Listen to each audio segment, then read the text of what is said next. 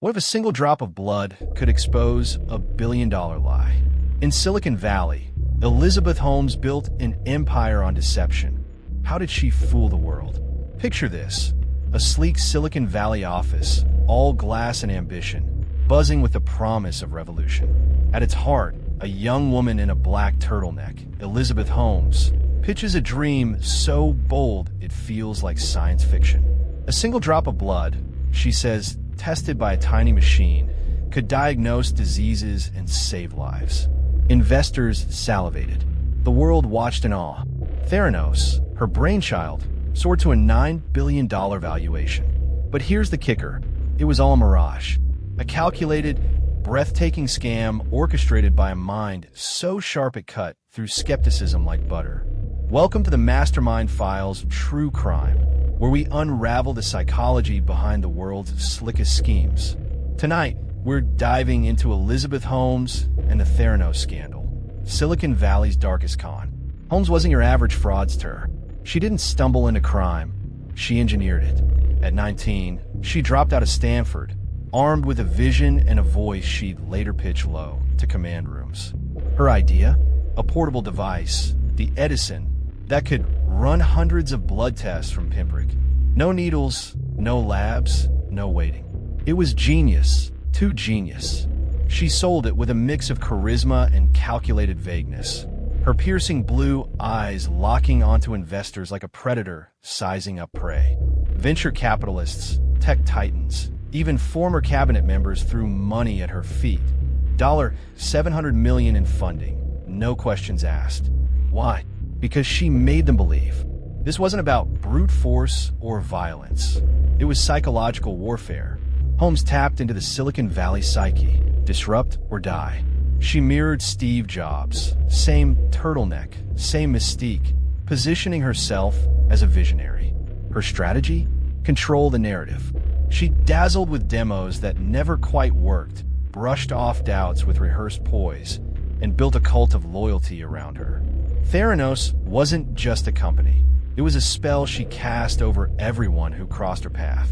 But beneath the polished surface, cracks were forming. Whispers of fake results, machines that spat out errors, employees silenced by fear. Holmes wasn't just selling a product, she was selling an illusion, and she was damn good at it. How did she pull it off for so long? What drove her to risk it all? That's what we're here to decode.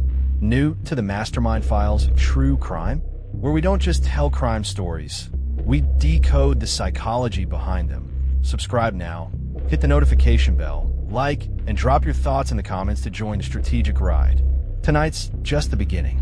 Stick around because this tale of ambition and deception is about to get a whole lot deeper. Elizabeth Holmes didn't wake up one day a mastermind. She grew into one. Born in 1984 in Washington, D.C., to a well-connected family, she was a kid obsessed with greatness. Her dad worked in government, her mom, a congressional staffer. Early on, she idolized inventors, scribbling designs for time machines, and dreaming of legacy. At Stanford, studying chemical engineering, she soaked up the tech world's gospel. Fake it till you make it. But Holmes didn't just fake it, she weaponized it. Her first big move came in 2003. At 19, she ditched college to launch Theranos, filing patents for a wrist-worn blood testing gadget. It was a pipe dream, but she pitched it like gospel. Her origin story reads like a playbook for manipulation, a precocious dropout with a knack for selling the impossible. She leaned on her family's ties, distant relation to the Fleischmann's yeast fortune, and a polished backstory to charm early backers. Her first investor? A family friend, $1 million, hooked by her conviction alone. The scheme crystallized when she unveiled the Edison. She claimed it could run 200 tests from a single drop. Cheaper, faster, better than any lab. The catch? It didn't work. Not even close. But Holmes didn't blink.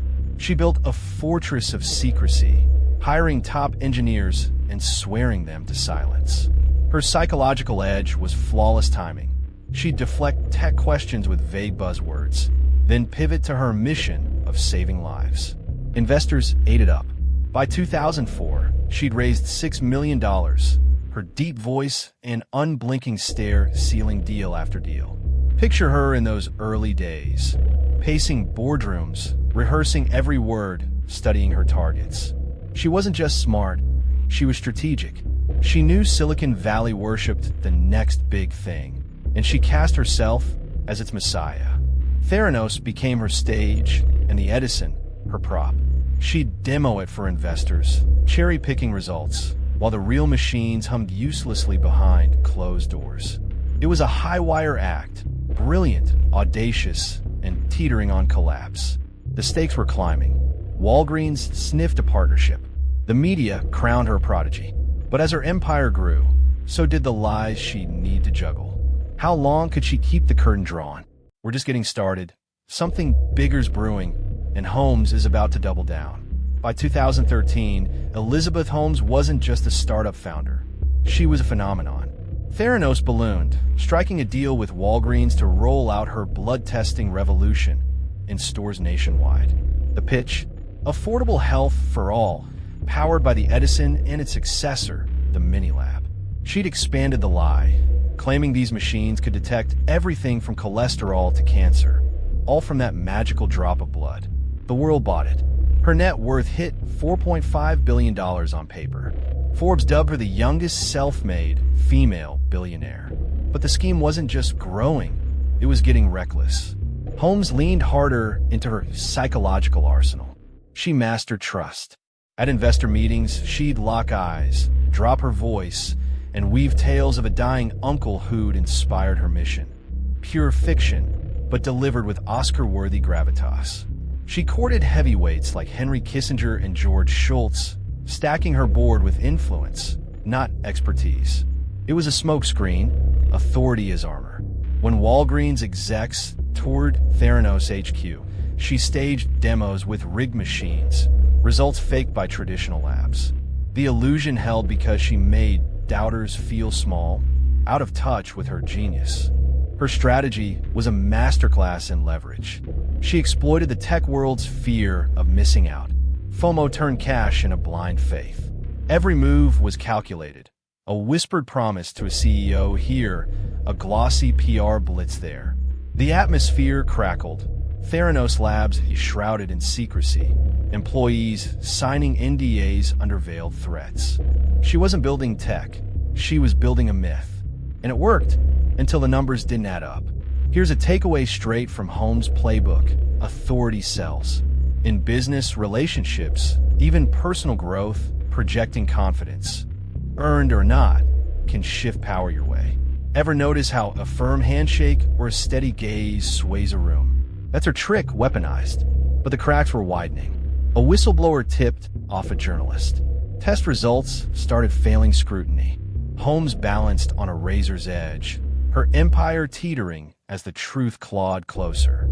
What happens when a mask slips? Hang on, this is about to get messy. The year was 2015, and Elizabeth Holmes' House of Cards faced its first real gust. John Carew, a Wall Street Journal reporter, dropped a bombshell. Theranos Tech was a sham. Whistleblowers, former employees like Tyler Schultz, grandson of board member George Schultz, revealed the Edison barely worked. Most tests? Outsourced to standard machines, results fudged. It was a gut punch to the myth, and Holmes' response was pure theater. She didn't flinch. On CNBC, she stared down the camera, voice steady, calling it attacks from jealous rivals. Behind the scenes, though, the facade cracked. The twist? Betrayal from within. Tyler wasn't just a leak. He was family, tied to the board. His defection stung, but Holmes pivoted fast. She unleashed lawyers, sued dissenters, and leaned on her charm to reassure investors. Picture the scene. Late-night meetings, papers burning in a shredder, her icy calm holding the chaos together. Psychologically, she was a fortress. Doubts bounced off her like bullets off steel. She doubled down, promising a new chapter for Theranos, banking on her spell to outlast the storm. The fallout was brutal. Walgreens wavered. The FDA sniffed around. Yet Holmes recalibrated, her mind racing to plug every leak. She wasn't just fighting exposure. She was rewriting reality, one calculated lie at a time. The pressure was suffocating, and the stakes? Her empire, her legacy, her freedom. To our loyal subscribers, thanks for decoding these masterminds with us. Keep those comments coming. We love hearing your theories. Next, the walls close in, and Holmes' next move might just be her darkest yet.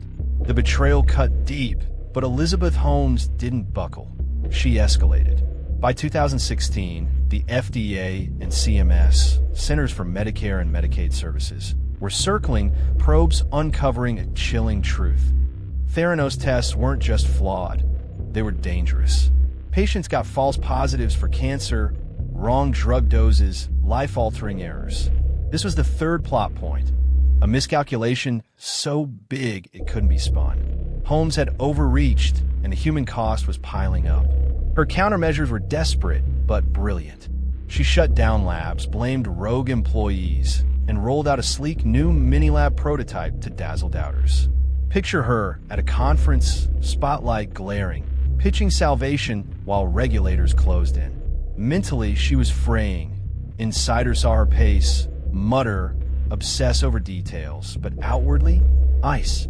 She leaned on Sunny Balwani, her COO and secret lover, to intimidate staff into silence.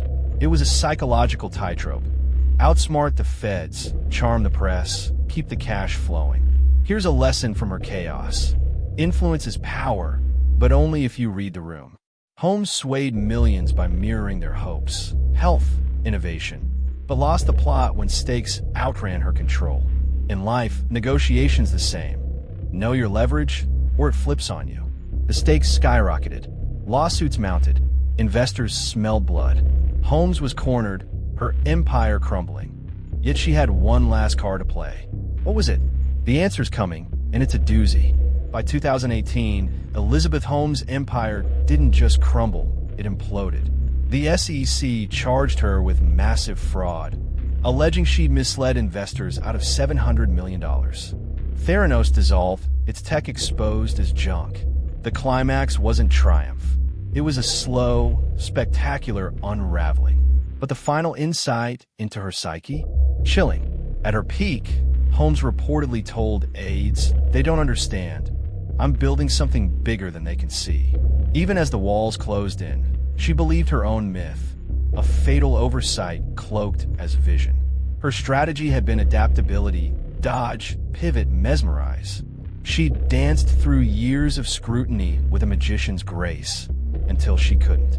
The endgame revealed a mind so convinced of its own brilliance, it ignored the cliff ahead. Takeaway? Persuasion bends reality, but only so far.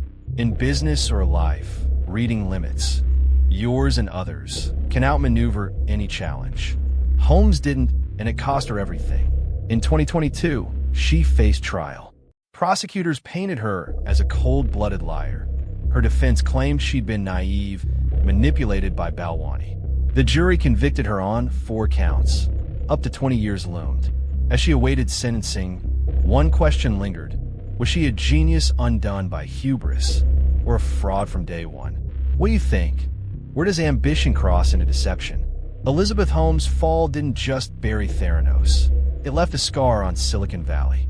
Sentenced to 11 years in 2022, she reported to prison in 2023, her empire a ghost story whispered in boardrooms.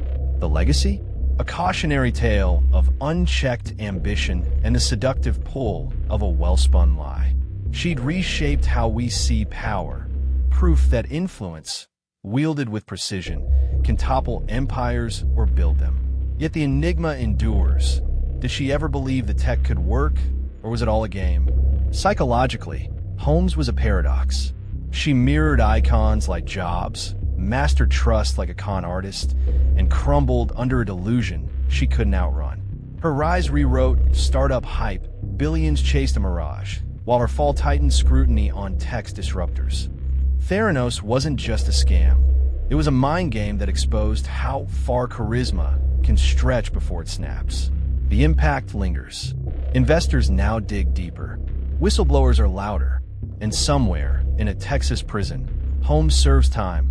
Still young, still sharp, her next chapter unwritten. It's unsettling. A mastermind brought low, yet her shadow looms. What's the line between vision and deception? That's the riddle she leaves us with. If you've enjoyed decoding the strategy behind this criminal mind, subscribe to the Mastermind Files True Crime, where we don't just tell crime stories, we decode the psychology behind them. Daily at 5 p.m. Eastern Daylight Time. Subscribe now, hit the notification bell, and share your thoughts in the comments.